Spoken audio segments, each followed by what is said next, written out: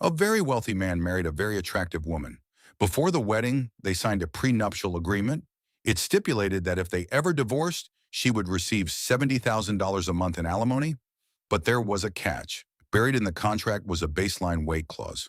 For every 10 pounds the wife gained from her weight on their wedding day, she would forfeit $10,000 of that monthly alimony. When they eventually divorced, the court looked at this shallow, highly transactional, seemingly absurd penalty, and the court upheld it as a legally binding contract.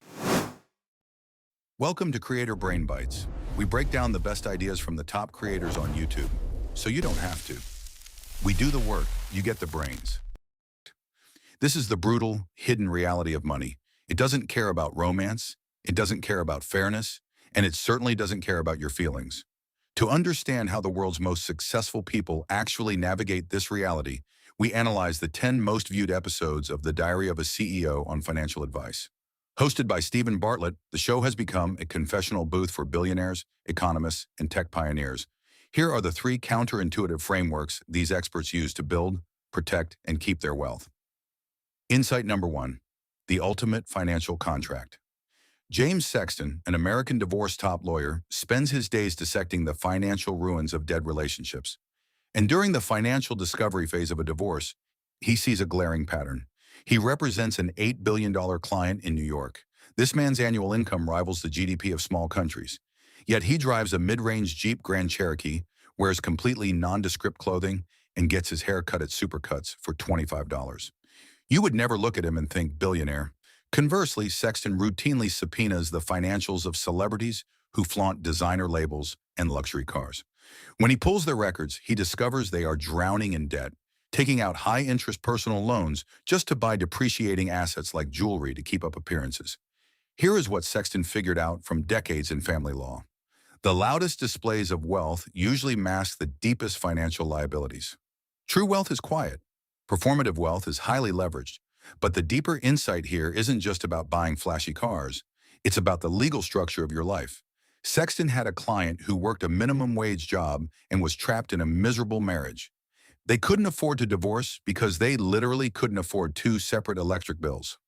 One day, the husband played the Powerball and won $25 million after taxes. He was ecstatic. His life was saved until Sexton had to sit him down and explain the math. Because he was still legally married, his estranged wife was legally entitled to exactly half. She immediately served him with divorce papers and walked away with $12.5 million. Marriage is not just a romance. It is a default government financial contract.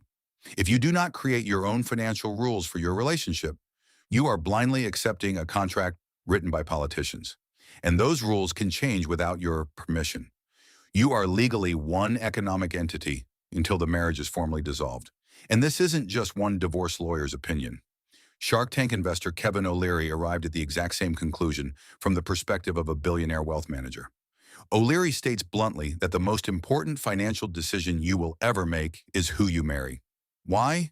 Because a divorce will wipe out up to 2/3 of your wealth. 1/3 goes to your ex-spouse, and another third goes to the government through capital gains and liquidation taxes. O'Leary views marriage as a business. He interviewed top divorce lawyers across the country and found a unanimous consensus. Marriages can survive infidelity, but they cannot survive financial stress. This is why O'Leary demands that people have a serious, granular conversation about credit card debt and financial ambition by the 3rd date. If you marry a spenderholic without doing your due diligence, you are signing a contract to destroy your own compounding wealth. So what is the next physical action? How do you protect yourself without destroying the romance in your life? You implement the yours, mine, and ours framework. You sit down with your partner while there is an abundance of goodwill, and you create 3 buckets. Bucket 1 is yours, assets and liabilities in your name alone. Bucket 2 is mine, assets and liabilities in their name alone. Bucket 3 is ours, the joint account where shared expenses live. You frame this not as an exit strategy, but as mutual protection. You are simply deciding that the 2 of you are in a better position to govern the economics of your relationship than the government is. You cannot control the economy, but you can control the contracts you sign. Insight number 2, the American dream, Trap Ramit Sethi, is a multi-millionaire personal finance expert. He could live almost anywhere he wants, yet he proudly and intentionally rents his home. When Sethi lived in New York, he looked at an apartment. To own that specific unit, factoring in the mortgage, taxes, and maintenance, it would cost him roughly $6,400 a month. To rent the exact same unit next door, it costs $3,000 a month. Society tells us that renting is throwing money away and that buying a house is the ultimate benchmark of financial success. But Sethi did the math. He rented the apartment, took the $3,400 difference every single month, and invested it directly into the S&P 500. By renting, he made significantly more money than he ever would have by owning the real estate. Here is the insight. The traditional financial milestones, like buying a massive house or hiring an expensive wealth manager, are often mathematical traps designed to extract your wealth, not build it. When you buy a house, you aren't just paying the mortgage. You are paying what Sethi calls phantom costs. You have to add roughly 50% to your base mortgage payment to account for maintenance, property taxes, interest on the loan, and the massive opportunity cost of not having your down payment invested in the stock market. Again, multiple financial minds confirm this reality. Kevin O'Leary warns that buying too much house is the primary reason average earners go broke. When interest rates were sitting at 3%, people bought massive homes. Now forced to refinance at 7%, their housing costs are consuming up to 80% of their income. O'Leary has a hard mathematical rule. Your mortgage and the cost of maintaining your house must never exceed 1/3 of your income. If you are a 25-year-old single person making $70,000 a year, O'Leary explicitly tells you not to buy a house. You should be investing in a diversified portfolio until you are ready to start a family. Even Morgan Housel, the author of The Psychology of Money, points out that over the last 150 years in the United States, adjusted for inflation, most home prices have been flat as a pancake. A house is a lifestyle decision for stability. It is not a guaranteed wealth-building machine, but the trap goes deeper than real estate. It bleeds into how we invest. Sethi points out a massive blind spot in human psychology. In almost every area of life, paying more money gets you a better product. If you buy a $20 steak, it's fine. If you buy a $200 steak, it's incredible. So when a financial advisor offers to manage your money for a seemingly tiny 1% fee, your brain thinks 1% is nothing, and paying a professional will get me better returns. This is a catastrophic mathematical error. Because of the mechanics of compound interest, that 1% fee over the course of your lifetime will extract 28% of your total returns. If you make $1 million in the market, $280,000 goes straight into the advisor's pocket just for existing.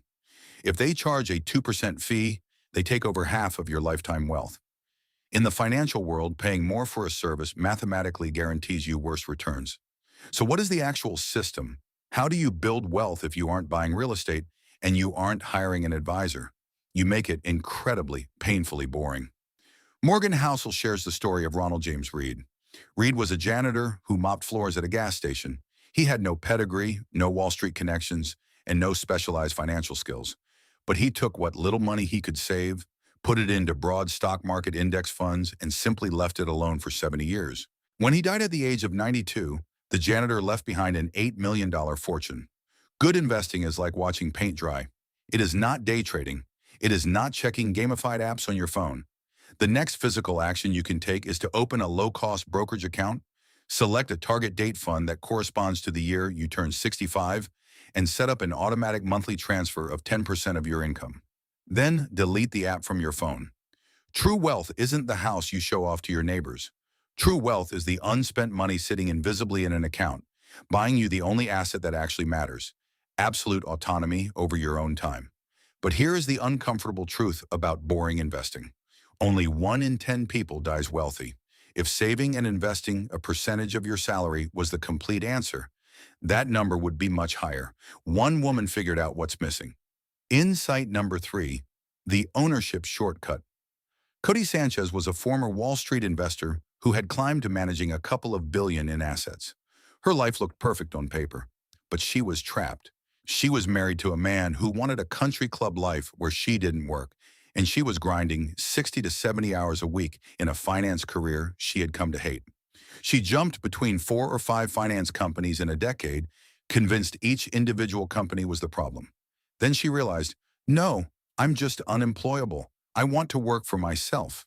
To get free, she had to get divorced, quit her job, move cities, and temporarily lose access to her bank accounts. She moved into a tiny rented townhouse. Her father told her, "There's always an exit tax to freedom." And sitting in that tiny space with a glass of wine, Cody realized something that contradicted everything the financial industry had taught her. Here is what she figured out. You cannot save your way to wealth. You can only earn your way to wealth. The traditional path of earning a salary, saving 10%, and investing in index funds works, but it has a ceiling. True wealth doesn't come from saving a percentage of someone else's paycheck. It comes from owning the thing that writes the paychecks. And the reason most people never see this path is by design. Financial lingo is like the moat around how we make money, Cody says. The less people speak our language, the more we can charge them. While still working 60 to 70 hours a week in finance, Cody bought her first business, a laundromat in California for $100,000. It generated $67,000 a year in pure profit. She didn't know how to fix a washing machine, so she partnered with a guy who already ran laundromats to operate it for her. This was her stair step. She kept her corporate job and ran the business on the side. And the mechanics of that $100,000 laundromat deal, she realized, were identical to the billion-dollar deals she had been doing on Wall Street. Her second acquisition was even more audacious. Cody bought a podcast and video production company, generating $300,000 to $400,000 a year in revenue. Her down payment was roughly $10,000. How did she pull this off? She was already paying this company $3,000 a month for their services. She knew 5 or 6 other people who needed the exact same service. So she negotiated equity in exchange for a promise to double their revenue through client introductions. Right now, tens of millions of small businesses in the United States will never be sold simply because the owners don't know they are sellable. Cody's own Uncle EB just shut his business down rather than selling it. And here is the number that changes everything. 60% of small businesses below $10 million in revenue sell with some component of seller financing. That means the current owner acts as the bank. You pay a down payment and cover the rest from the business's own profits over 5 years. No money down or low money down deals are not a rare exception. They are the industry standard, and this ownership principle scales far beyond laundromats. Reese Witherspoon built a billion-dollar media empire by leveraging her book club. She offered authors free promotion to her massive audience. In exchange, she negotiated the right of first refusal on the movie rights to their books. She tested which stories audiences loved most, then bought the rights to the winners and turned them into movies generating tens of millions, then hundreds of millions of dollars. She didn't create content from scratch. She acquired undervalued assets and repositioned them, the exact same mechanic as buying a laundromat. So what is the next physical action? You stair-step. You keep your current job, you look around your immediate environment and identify one service you already pay for: your dry cleaner, your dog walker, your office cleaning company. You ask the owner one question: have you ever thought about selling? You don't need a business degree. You don't need a bank loan. 60% of these deals are seller financed. You run the business on the side with an operator, and when the income from ownership covers your living expenses, you have bought yourself the most valuable asset in the world: a choice. You cannot save your way to freedom, but you can own your way there. The divorce lawyers, the personal finance gurus, and the business builders are all pointing to the exact same truth from completely different angles. The biggest threat to your financial survival isn't the stock market, and it isn't the economy. It is the outdated default autopilot running inside your head. Whether it's blindly signing a marriage contract without a prenup, paying a 1% fee to a guy in a suit because it feels safe, or spending 40 years renting your income from an employer instead of owning the asset that produces it, financial ruin comes from refusing to look at the math. Wealth is not about performative luxury. It is about the quiet, boring, disciplined acquisition of autonomy. It's the $25 haircut on an $8 billion net worth. It's the $10,000 down payment on a business that prints $67,000 a year. It's the unspent money that allows you to wake up every single morning and know that your time, your safety, and your future belong entirely to you. That's the bite. New breakdowns drop every week. Subscribe so you don't miss the next one. And if there's a creator, channel, or episode you think we should analyze next, drop it in the comments. See you in the next bite.